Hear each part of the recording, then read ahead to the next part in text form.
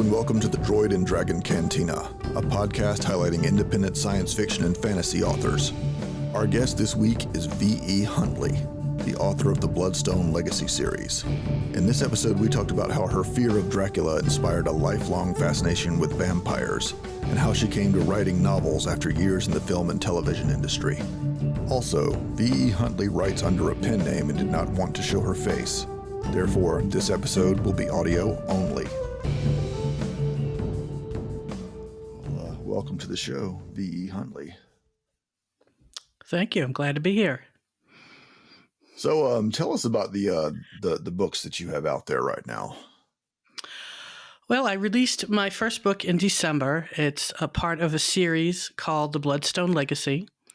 The first book is called Damnation, and it's a paranormal vampire romance, but it's a little bit different where, a lot of those kind of books are contemporary or, take place in the past, in history, it's historical, but mine takes place 500 years in the future. So even though it's a paranormal romance, it does have some, sci-fi elements to it because it's a dystopian future where vampires rule and humans are slaves. So what prompted you to take that angle on it? Well, it's interesting. It didn't start out that way. It's a book that was a long time, or a series that was a long time in the making. I started it back when I was in college, I first came up with the idea. And then I graduated from college. I moved to LA, got in the film and television industry, and then it kind of got put aside for a long time. When I went back to it around 2008, I think it was, I started really fleshing out the concept, which the original concept, Bloodstone, is actually a drug that it was created using vampire blood that cured all human diseases. And when I originally started the writing it, it was about how the drug was introduced and how vampires were exposed to the world and what happened around all of that. But when I was building the world for it, I just kept going and going and going. And finally, I was 500 years in the future. And I realized at that point that part of the story was more interesting to me than just telling the story of how it happened. What happened was more interesting. Yeah, because it's funny that you think, because it was immediately making me or reminding me of True Blood, which was kind of dealt with that subject. The vampire, they call it coming out of the coffin. Yes, kind of watching the world kind of react to them like right after it had happened. But it's interesting when you take that idea where they've now jump into the future where now it's commonplace. Mm-hmm. Well, yeah. What ended up happening is, as a result of that, vampires ended up, becoming more influential and eventually took over. And so now, 500 years in the future, vampires live in domed cities that are half above ground, half below ground. And some humans live in the cities. Most of them live in primitive villages outside the cities. The domes have a UV filtering polymer so that vampires are safe from the sun. But at its core, it's actually a love story. And it's the story of the original story was the parents of the male vampire in this story. The original one. But then, as I said, when I started expanding the world and building the world, it was almost kind of like, I thought of it almost like George Lucas, where with his Star Wars series, he started in the middle and then went back and told the beginning and then told the end. Me, I'm starting at the end. And then I'll go back at some point and I will tell the beginning.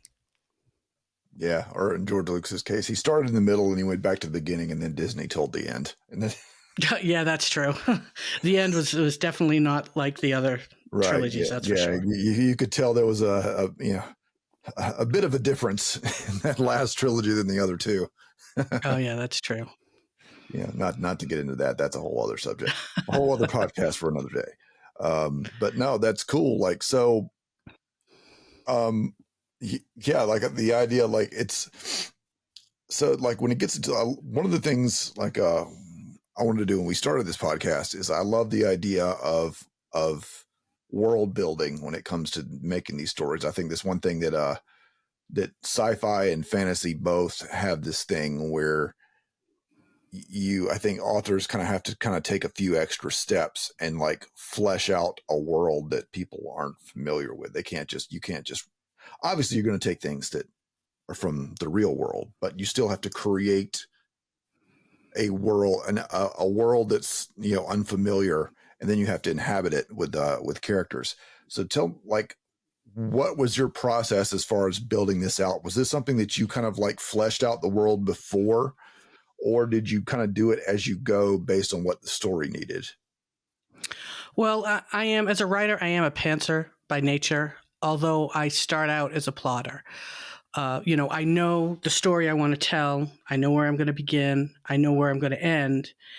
And I sometimes I'll even know, what's going to happen in the middle, but I don't really flush that aspect out of it until I start to write. And then I let the characters do that for me.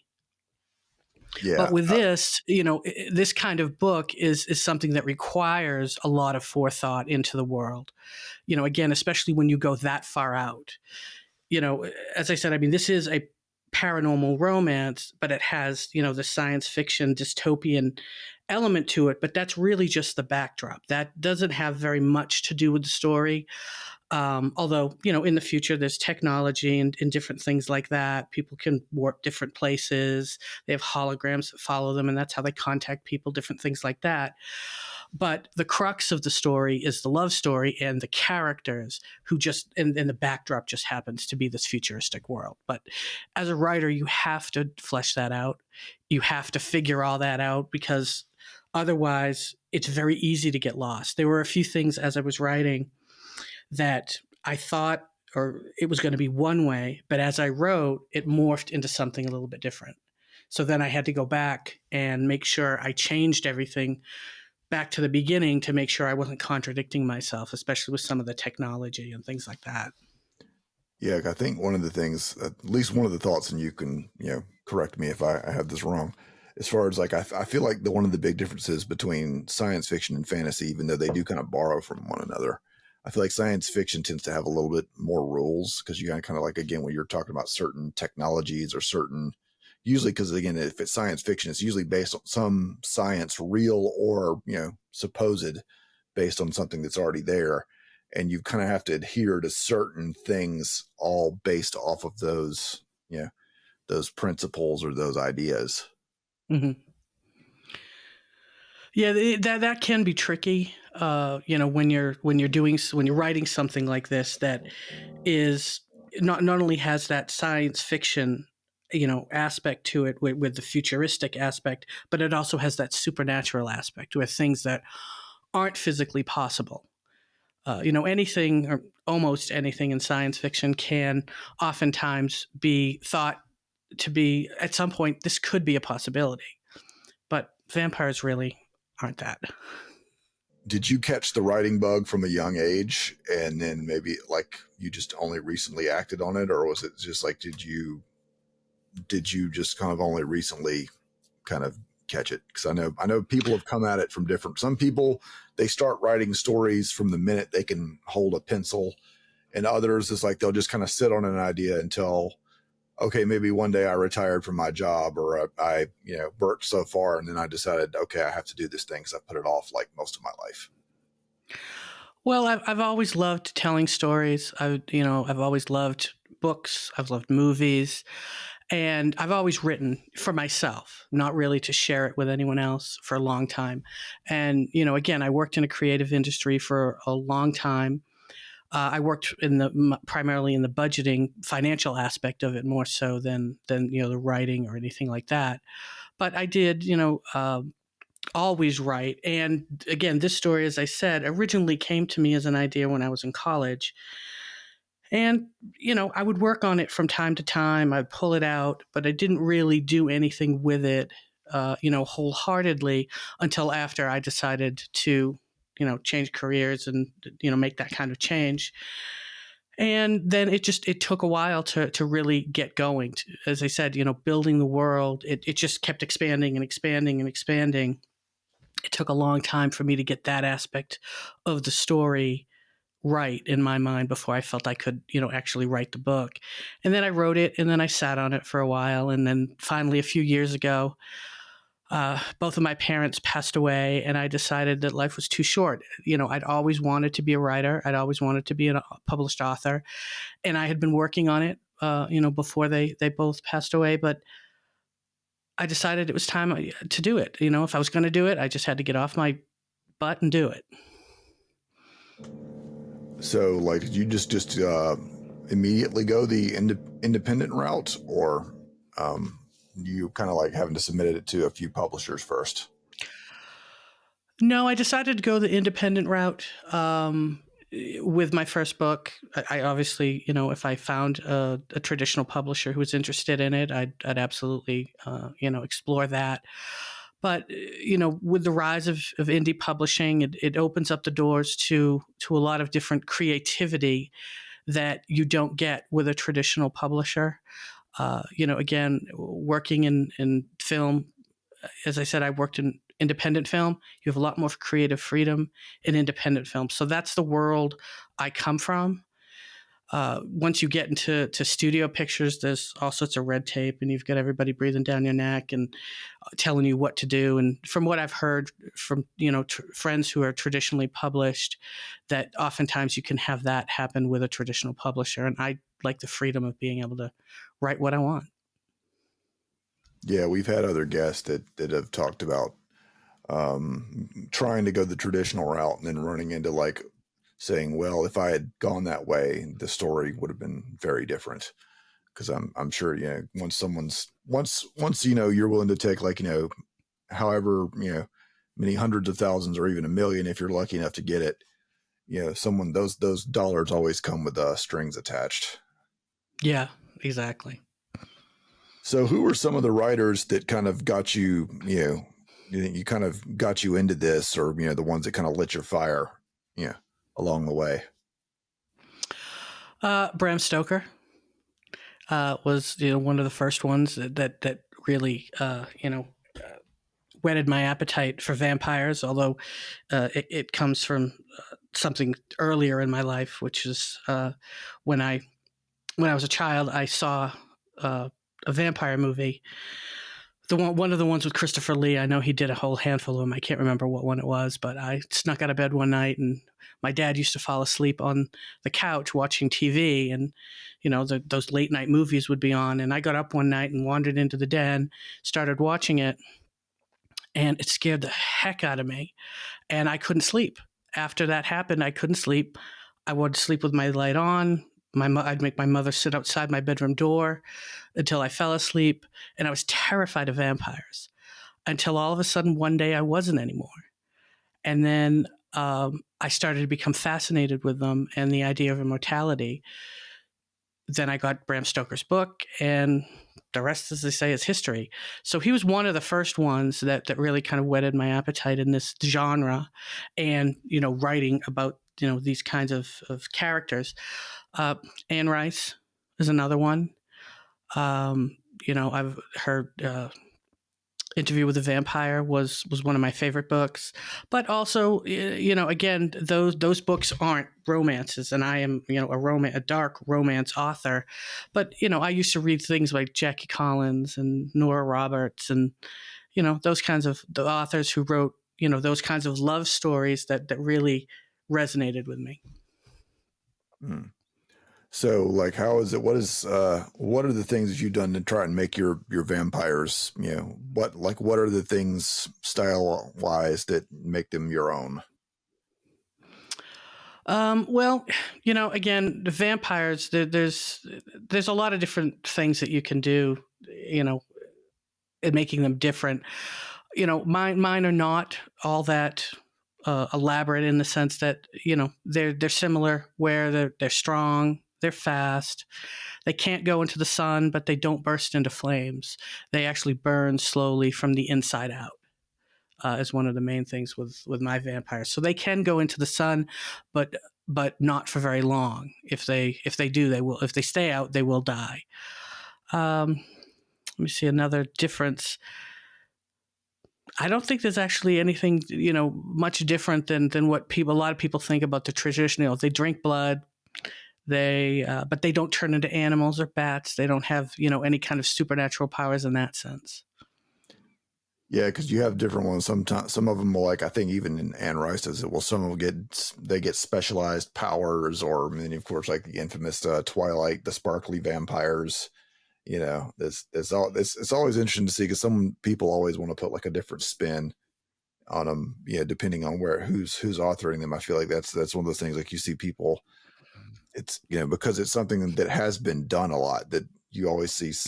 It's always interesting to see this spin that different authors put on them. Yeah, again, the vampire aspect of it is more about the power imbalance in my story. Yes, again, as I said, they're fast, they're strong, they drink blood, but the main part of that part of the story is the power imbalance that is created by this, not survival of the fittest, but vampires are like the apex predators. Yeah, and so on the romance side, I guess that's you mentioned some, like the Jackie Collins. Was that another genre you were long interested in, or is that something else that kind of came? Or is that just something you always kind of read and then it just kind of naturally incorporated into your work? No, I mean, I think that's what kind of introduced me to romance. That she wrote a lot of. I mean, hers was kind of like Harlequin, risque kind of romance, but all of it took place in Hollywood, or most of it took place in Hollywood, which is again something that interested me, and ultimately, I pursued. But she was kind of one of my first introductions into the romance aspect of writing, and what I love about love stories are like my bread and butter, in the sense that I love love stories, and I love different kinds of love stories, but I resonate more towards something that is dark, something that has some kind of sinister or darkness about it that, that isn't, although I read anything, I mean, I'll read any kind of romance. But I resonate more towards the dark side. Someone recently told me, said if I wanted to, like to print money, I would have gone into like dark romance. But like for someone like I've read a lot of science fiction, a lot of fantasy, but like, how would you characterize dark romance, or more specifically, what would you say that sets dark romance apart from like normal romance novels? I think the complexity of the characters. Most dark romances either have villains who are one of the main characters, one of the romantic characters in it, or an anti-hero, somebody who has dark aspects to their personality, violent aspects to their personality, but has a side to them that also appeals to a romance reader's um, desire for not necessarily a happy ending, because a lot of dark romances don't have happy endings, but have that kind of obsessive love that you just can't escape. Almost, a touch of Greek tragedy to it. Yes, in a lot of ways. Yeah, the fatal flaw or something, kind of, fighting against destiny, or some degree of that, going against fate. Mm-hmm. Yeah, and again, fighting against someone's darker nature. Just because somebody has dark elements to their personality doesn't mean they're not capable of kindness and great love. Anytime you kind of get into that realm where you're starting to dabble in like exploring the darkness, it's always the whole, like, is someone like as bad as their worst act? Or, finding the level of like, at what point does someone become irredeemable, or like how far can you go and still, make it back to the light? Is that something that kind of interests you in this particular territory? Oh yeah, absolutely. That is a big element of this particular series. And, not everything I write is paranormal dark romance. I have other stories that are going to be coming out in 2026 that aren't paranormal, but they're all dark romance. But the primary story arc of this book series is about redemption. It's about, going so far into the darkness that it seems like there's no coming back from it. But then you find something that draws you back to the light and, gives you not only the desire, but the means to be able to, redeem yourself. And again, the three books in the trilogy, first one is Damnation, the second one is Atonement, and the third book, which will be coming out in January 2026, is Redemption. Those are the titles of the actual books. And the story follows, a vampire who 300 years earlier committed the most horrific act of his life. And for the last 300 years, he has been grieving, living with guilt, lashing out at the entire world because he feels such guilt over what he did. Then he comes across this human thrall, who thralls are that's the word I use, which for slave, who reminds him of a woman he loved 300 years ago. And and I don't want to give too much away, although if you read the blurbs for the book, it will tell you basically he comes across his wife who he killed years ago, her reincarnated soul. And that is the catalyst for him turning himself around and coming back into the light.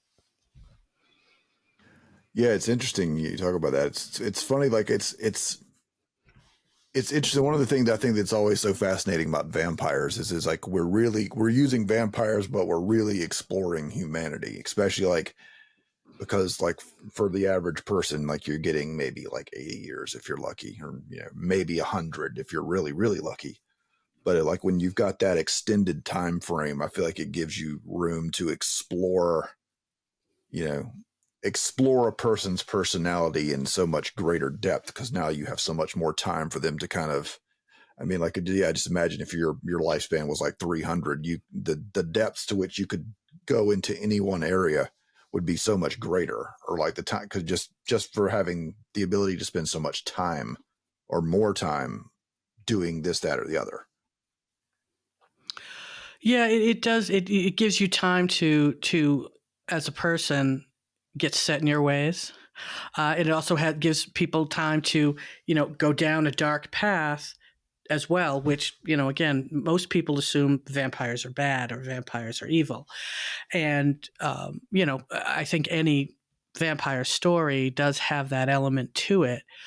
But the vampires in my story, there are some very evil vampires, that are over 2,000 years old. And then there are other vampires that are, 1,800 years old that aren't so bad. I have a variety of characters. This particular character, again, happens to only be 300 years old, but he's lived quite a bit in that time. And, what he's done is he's not been a very good person or a very good vampire. So he's in this place where he's the most feared, vampire commander in the world. And he's got a reputation that precedes him, of violence and brutality. But, he comes across this woman who, again, he discovers is the reincarnated soul of the woman that he loved. And it doesn't flip a switch, but it gives him the impetus to now try to be better, to try to do better. And it's that love that gives him the courage to do that. So would you say really kind of, I guess, the idea of being a vampire almost is like the idea of being super rich? It doesn't really change who you are. It just allows you to be more of what you already are. Yeah, you could say that. That's actually an interesting way to think about it. Because you hear people talk when people that come into like a lot of money, and sometimes people say, well, they change, or you hear people talk about says, well, no, they didn't really change. It just kind of allowed them to freedom to be, or to let whatever was already in there come out. because now, or the means or the freedom that affords you.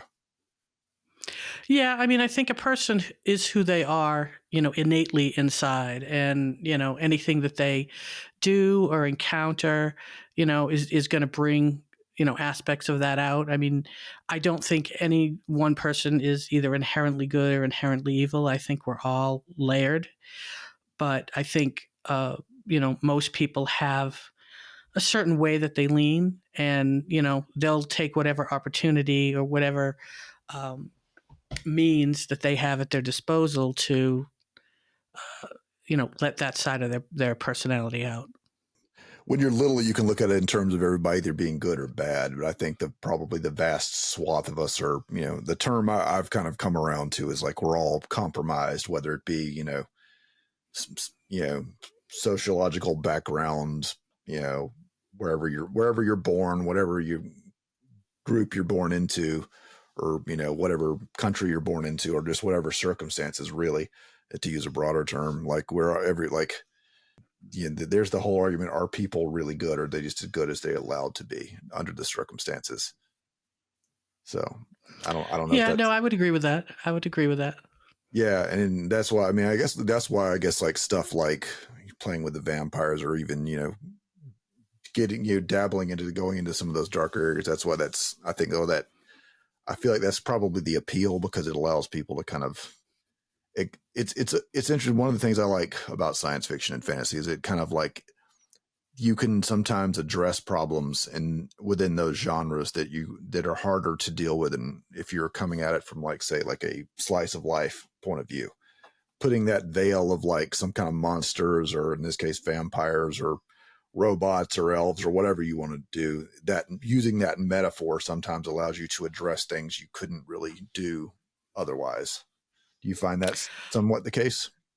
Yeah, absolutely. I mean, there are political undertones in this story. I mean, I think in a world that is built like this, where you have basically, evil over good in a lot of ways, that it gives you the opportunity to highlight certain things without being political or anything like that. But you are able to get a point across in a creative way that makes people think. I mean, that's what writing and reading and books, movies, that's what it's meant to do. It's meant to get people thinking. Yes, it's for entertainment value, and yes, it's for enjoyment, but I think it has a responsibility at the same time to get people thinking about life and right and wrong and that kind of thing. Yeah, I mean, famously, like, Star Wars was George Lucas, I think, kind of, it's like, the Vietnam generation kind of grappling with the World War II generation. And, Mm-hmm. again, the whole idea of Darth Vader, like the soldier who kind of got eaten up by, kind of consumed by the system, to where he became kind of like the dark face of it, or, Yeah, see, that's the thing. Dark characters are the characters that I love the most. Darth Vader was one of my favorite characters.